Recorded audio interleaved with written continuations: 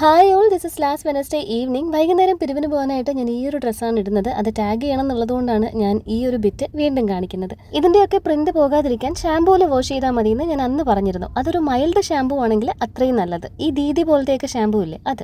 Dining ടേബിളിന്റെ chairs വന്ന box ഇപ്പോൾ ഒരു ചെറിയ കടയായിട്ട് പ്രവർത്തിച്ചുകൊണ്ടിരിക്കുകയാണ്. കടയിൽ മിഠായി മാത്രമേ കിട്ടത്തുള്ളൂ, അതും ഫ്രിഡ്ജിൽ നിന്ന് അടിച്ചു മാറ്റുന്നത്. പിള്ളേർക്കുള്ള പാലും ഞങ്ങൾക്കുള്ള ചായയൊക്കെ റെഡിയാക്കി ചായ കുടിച്ചിട്ട് ഒരു കൊറിയർ എടുക്കാനായിട്ട് പോകണം. വണ്ടി സെൽഫ് എടുക്കാത്തത് കൊണ്ട് അതിന്റെ ബാറ്ററി അങ്ങ് മാറാൻ തീരുമാനിച്ചു. ലുവുക്കുട്ടൻ തന്നെ ബാറ്ററി മേടിച്ച് റീസെറ്റ് ചെയ്ത് തരാന്ന് പറഞ്ഞിട്ടുണ്ട്. ഞാനിപ്പോൾ അവനുമായിട്ടാണ് കൊറിയർ എടുക്കാൻ പോകുന്നത്. ഒരു മതിലിനപ്പുറം ഇപ്പുറം നിന്ന് ഞങ്ങൾ രണ്ടുപേരും ചായ കുടിച്ചുകൊണ്ടിരിക്കുക. ഈ പരിപാടി ഒന്ന് കഴിഞ്ഞിട്ട് വേണം പിരിവിനായിട്ട് ഇറങ്ങാനായിട്ട്. അപ്പോഴേക്ക് വെയിൽ ഒന്ന് താഴുമല്ലോ, അല്ലെങ്കിൽ ഈ റോഡിൽ കൂടെ നടക്കാൻ പറ്റില്ല. 4 മണി അടുപ്പിച്ച് ആവാറായിട്ടുണ്ട്. വെയിലിനാണെങ്കിൽ ഒരു കുറവുമില്ല.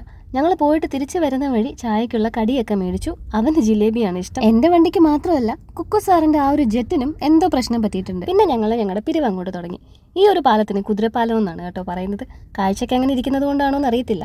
നേരെ താഴത്ത് കായലുവാരത്തോട്ട് ഇറങ്ങിക്കഴിഞ്ഞാൽ നിറയെ ചെടികളാണ്. എന്റെ ഇടത്തെ കവിളില് കൊതുകാണോ കടന്നലാണോ തേനീച്ചയാണോ എന്നൊന്നും അറിയത്തില്ല. എന്തോ ഒരു സാധനം നല്ല രീതിയിൽ ഒരു കുത്തം തന്നുപോയി. ബീനാൻഡി അപ്പം തന്നെ തുളസിയൊക്കെ കയ്യിലെടുത്ത് ഒന്ന് ഞെരടി എന്റെ കവിളിലങ്ങ് അപ്ലൈ ചെയ്ത് തന്നിരുന്നു. എന്തായാലും തിരിച്ച് വീട്ടിൽ വന്നപ്പോഴത്തേക്ക് ചെറിയൊരു ടിന്റ് ഓഫ് കളർ അല്ലാതെ വേറെ പ്രശ്നമൊന്നുമില്ല. നല്ല ലാഭത്തിന് ഇവിടെയൊക്കെ പച്ചക്കറി കൊണ്ടുവരുന്ന ഞങ്ങളുടെ പച്ചക്കറി വണ്ടിയാണത്. അപ്പുറത്തെ ചീട്ടുകളിയാണെങ്കിൽ ഇപ്പുറത്തെ വൈഡ് വെറൈറ്റി ഓഫ് ഗെയിംസ് ആയിരിക്കും വൈകുന്നേരം നടന്നുകൊണ്ടിരിക്കുന്നത്. ഇനി ഞങ്ങൾക്കിത് മൊത്തം ഒന്ന് കണക്ക് കൂട്ടണം. ഈ കണക്ക് കൂട്ടുന്നതിൻ്റെ ഇടയിൽ കുടിക്കാനായിട്ട് കട്ടൻ കാപ്പി ഇട്ട് വെച്ചിട്ടുണ്ടാവും. മാമിയാണ് കാപ്പി ഇടുന്നത്. മിനിയാൻറ്റിയുടെ മാമിയാണ് കേട്ടോ. ഇതാണ് കക്ഷി. ഞങ്ങളെല്ലാവരും മാമി മാമൻ എന്നാണ് വിളിക്കുന്നത്. അവിടെ ഇന്ന് കുറച്ചധികം നേരം സൊറയും പറഞ്ഞിരുന്നു. അതിനൊരു കാരണവുമുണ്ട്. കല്യാണ വീട്ടിൽ നിന്ന് കൊണ്ടുവന്ന കുറച്ച് പൊറോട്ടയും ചില്ലി ചിക്കനും ഒക്കെ ഇരിപ്പുണ്ട്. പൊറോട്ട അടിപൊളിയായിരുന്നു, പക്ഷെ ചില്ലി ചിക്കനിൽ ഗ്രേവി തീരെ കുറവ്. നിറവുമില്ല. നിറം എനിക്കൊരു വീക്ക്നെസ് ആണെന്ന് നിങ്ങൾക്ക് അറിയാമല്ലോ. ഞാൻ അതൊന്ന് എക്സ്റ്റെൻഡ് ചെയ്യാൻ തീരുമാനിച്ചു. അവന്റെ സ്റ്റാർട്ട് ബട്ടൺ വർക്ക് ചെയ്യാത്തതുകൊണ്ട് ഇഡ്ഡലിത്തട്ടിൽ വെച്ച് നമുക്ക് പൊറോട്ട ആവി കയറ്റി എടുക്കേണ്ടി വരും.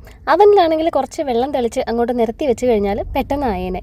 അപ്പോൾ ഇതേ ചില്ലി ചിക്കൻ എക്സ്റ്റെൻഡ് ചെയ്യാനായിട്ട് കുറച്ച് തേൻ, ആവശ്യത്തിലധികം ടൊമാറ്റോ സോസ്, പിന്നെ കുറച്ച് soya sauce, pizza pasta sauce കുറച്ച് ഫ്രിഡ്ജിൽ ഇരിപ്പുണ്ടായിരുന്നു. അതിന് ഇത്തിരി എരിവും ഒക്കെയുണ്ട്. അപ്പോൾ ആ ഒരു എരിവ് ഇതിൽ കിട്ടുമല്ലോ എന്ന് കരുതിയിട്ട് ഞാൻ അതും കൂടെ ഇതിലേക്ക് കുറച്ച് ചേർത്ത് കൊടുക്കുന്നുണ്ട്. ഇനി കളറൊന്ന് എൻഹാൻസ് ചെയ്യാനായിട്ട് നമുക്ക് കാശ്മീരി മുളക് പൊടി അങ്ങോട്ട് ആഡ് ചെയ്ത് കൊടുക്കാം. തീ അങ്ങോട്ട് ഹൈ ഫ്ലെയിമിൽ വെച്ച് നന്നായിട്ട് മിക്സ് ചെയ്ത് കുറുക്കി അങ്ങ് എടുക്കാം. ഇപ്പോൾ നമ്മുടെ ചില്ലി ചിക്കൻ എൻ്റെ ഒരു പരുവത്തിന് ആയിട്ടുണ്ട്. പൊറോട്ട അത്രയും കഴിക്കണമെങ്കിൽ ഇത്രയും ചാറ് അതിന് വേണം. ഡിന്നർ സെറ്റായി കഴിഞ്ഞപ്പോഴേക്ക് രണ്ടുപേരെയും ഞാനങ്ങ് കുളിപ്പിച്ചിറക്കി. അവനെ ഫോട്ടോയിൽ കാണുന്നില്ലെന്നാണ് കേട്ടോ ആ പറഞ്ഞേ.